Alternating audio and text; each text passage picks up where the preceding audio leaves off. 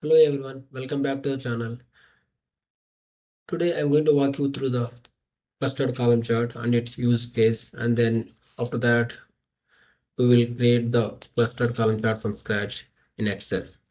So if you look at the screen here, we have a 2023 and 2024 sales data by region. So using this data we are going to create the clustered column charts. So first of all you select the entire data here and then go to the insert tab and then click on recommended charts, click on all charts and then click, and then on the left side click on the column chart, and then you will see clustered column chart here, and then click OK.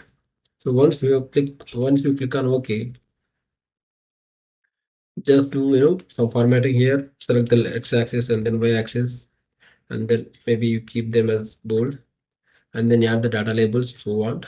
So here I'm just formatting the labels as well here, and then we can add the chart title here. What's the chart title here? Yearly sales by teaching, right? Yep. So the main use case of this clustered column chart is to compare the multiple series side by side for each category.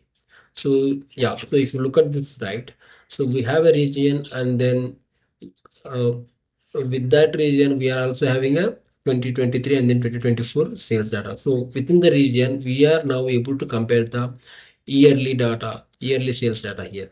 So this is the use case. Yep. Thank you.